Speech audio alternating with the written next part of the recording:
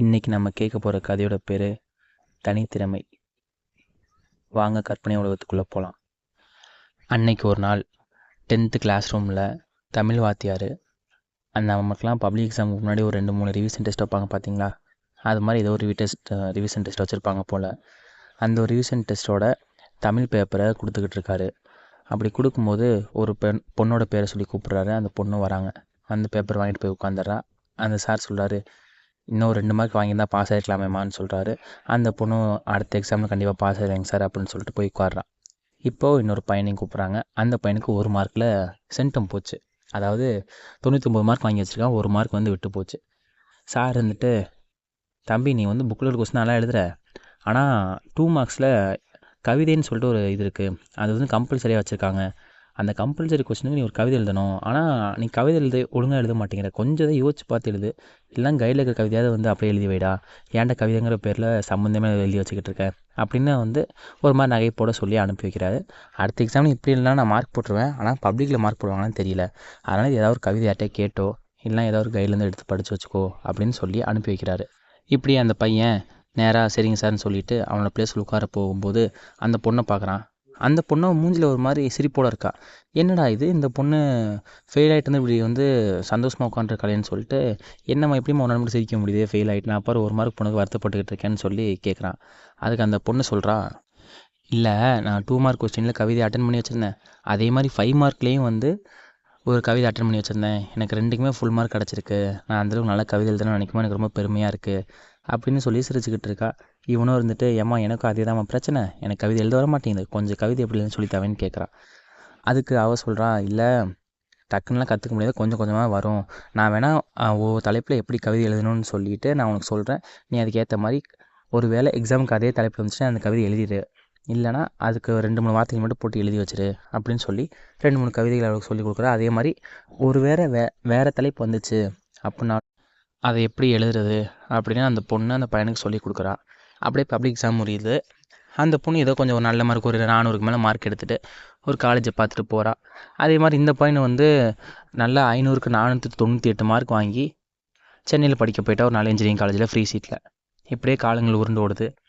இப்போ இவங்க என்ன பண்ணுறாங்க, 10th முடிச்சுட்டு சரி ஓகே நம்ம 10 இயர்ஸ் ஆஃப் 10th சொல்லிட்டு ஒரு ரீயூனியன் பண்ணுவோன்னு சொல்லிட்டு அவங்க 10வது படிக்கும்போது இந்த செட்டை திருப்பி ரீயூனியன் பண்ணுறாங்க. 10வது படிக்கும்போது எல்லாத்துக்கும் ஏறத்தாழ ஒரு 16 இல்லைனா 17 வயசு இருக்கும் இல்லைங்களா, அதனால் 10 வருஷம் கழிச்சு எல்லாம் மீட் பண்ணும்போது எல்லாத்துக்கும் 26, 27, 25 இந்த மாதிரி ஒரு வயசு இருக்குது. அப்போ எல்லாமே ஒன்று கூடுறாங்க. பெரும்பாலும் அவங்க கிளாஸில் இருக்க 50 பேரில் ஒரு 40 பேர் ஒன்று கூட்டிட்டாங்க. மீதி 10 பேர் நான் வெளிநாட்டில் இருக்கேன், வெளியூரில் இருக்கேன்னு சொல்லிட்டு வர முடியாமல் போச்சு. அப்போது எல்லாருமே ஒரு நல்ல நிலைமையில் இருக்காங்க. 1-2 பேர் ஹையர் ஸ்டடீஸ் பண்ணியிருக்காங்க, இன்னும் அவங்க வேலைக்கே போக ஆரம்பிக்கல. ஒரு சில பேர் கவர்மெண்ட் எக்ஸாம் ப்ரிப்பேர் பண்ணிகிட்டு இருக்காங்க. அதில் 1-2 பேர் ஒரு நல்ல நிலைமையில், அதாவது அந்த மாவட்ட ஆட்சியர், அதாவது ஐஏஎஸ் ஆஃபீஸர் இந்த மாதிரி நிலைமையில் இருக்காங்க 1-2 பேர். இதை பார்த்தோன்னே அங்கே இருக்க ஸ்டாஃபுக்கு எல்லாத்துக்கும் பெருமை.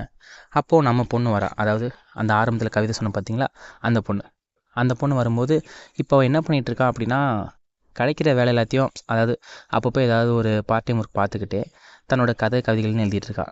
அவளுக்கு என்னென்னா, தன்னோட தனித்திறமை நமக்கு நல்லா எழுத வருது, அதனால் நம்ம எழுதி ஒரு பெரிய ரைட்டர் ஆயிடுவோம், நம்ம கதைகளை வச்சு நம்ம பெரிய ஆளாகுவோம் அப்படின்னு தன்னோட தனித்திறமையை நம்பி இறங்கிட்டு இருக்கா அவளோட வாழ்க்கையில். அப்போ அவளை பார்த்து எல்லாருமே என்ன சொல்கிறாங்க அப்படின்னா, இங்கே பாரு நீ பிஇ எம்ஏ லிட்ரேச்சர் படிச்சிருக்க தமிழில், நீ நினச்சா பெரிய பெரிய காலேஜுக்கு ப்ரொஃபஸராக போகலாம்ல, அப்படி ப்ரொஃபஸராக போனாவது உனக்கு கொஞ்சம் காசாவது கிடைக்கும், நீ அந்த சம்பாரிச்சிட்டே பார்ட் டைமாக நீ எழுதலாமேன்னு சொல்கிறாங்க. இது அவளுக்கும் கொஞ்சம் ஏற்றுக்கிற மாதிரி ஒரு ஐடியாவாக இருந்ததுனால அவள் அந்த ரீயூனியன் முடிஞ்சதுக்கப்புறம் ஒரு பெரிய காலேஜில் தமிழ் ஆசிரியராக போய் சேர்றான். இப்படி சேர்ந்து கிடைக்கிற எல்லாத்துலேயுமே கதை கவிதைன்னு சொல்லி எழுதிட்டு கிடைக்கிற அந்த புத்தக அச்சிடுற இடத்துக்கெலாம் போயிட்டு பப்ளிஷ் பண்ணி கொஞ்சம் கொஞ்சமாக வளர்ந்துக்கிட்டு இருக்கா. இப்போ என்ன நடக்குதுன்னா, நாட்கள் அப்படியே போகுது. 10 இயர்ஸ் ஆஃப் 10th சொல்லி அவங்க பண்ணாங்க இல்லைங்களா, அதே மாதிரி 25 இயர்ஸ் ஆஃப் 10th அப்படின்னு ஒரு ரீயூனியன் பண்ணுறாங்க. இப்போது அதே மாதிரி அந்த ஸ்கூலுக்கு ரீயூனியனால எல்லாமே வராங்க.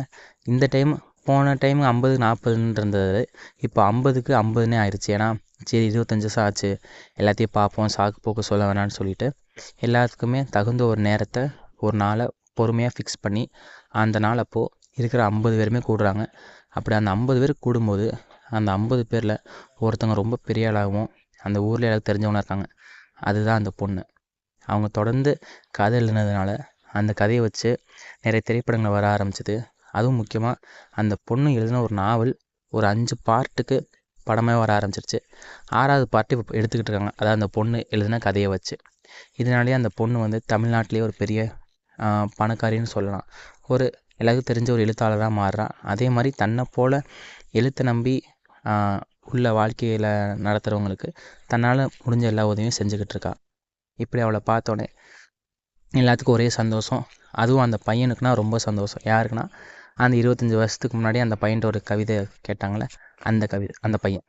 அப்புறம் அந்த பையனும் அந்த பொண்ணை பார்த்துட்டு 25 வருஷத்துக்கு முன்னாடி அவனுக்கு சொல்லி கொடுத்த அந்த 2-3 கவிதை அப்படியே சொல்லி காமிச்சிட்டு அந்த பொண்ணுக்கு வந்து ரொம்ப பிடிச்சி போயிட்டு அவங்க ஆனந்த கடையை விட ஆரம்பிக்கிறாங்க. 25 வருஷம் ஓடி போச்சே அப்படின்னு. அப்போ அவங்க மைக்கு ஸ்பீக்கர்லாம் ரெடி பண்ணியிருந்தாங்க. அப்போது அந்த மைக்கில் எல்லோரும் ஸ்டூடெண்ட்ஸ் ஒவ்வொருத்தராக பேச ஆரம்பித்தாங்க. அவங்களோட வாழ்க்கை எப்படி போணுச்சு, அவங்க எப்படி தன்னோட ஸ்கூல் ஃப்ரெண்ட்ஸ் எல்லாத்தையும் மிஸ் பண்ணுறாங்க அப்படிங்கிறத பற்றி பேசிகிட்டு இருந்தாங்க. கடைசியாக தான் நம்ம அந்த பொண்ணு ஏறி வராங்க மேடையில் வந்து இத்தனை வருஷம் நான் என்னென்ன பண்ணேன் அப்படின்னு சொல்லிட்டு முக்கியமாக என்ன சொன்னாங்கன்னா, நான் எவ்வளோ விஷயம் பண்ணியிருக்கலாம், ஆனால் நான் ஒன்று தான் விடாமல் பண்ணிகிட்டு இருந்தேன். அதுதான் முயற்சி. நான் என் திறமை நம்பி இறங்கியிருக்கேன். அதனால் ஒருவேளை நேரம் ஆகலாம், ஆனால் கண்டிப்பாக ஜெயிப்பேன்னு தெரியும்.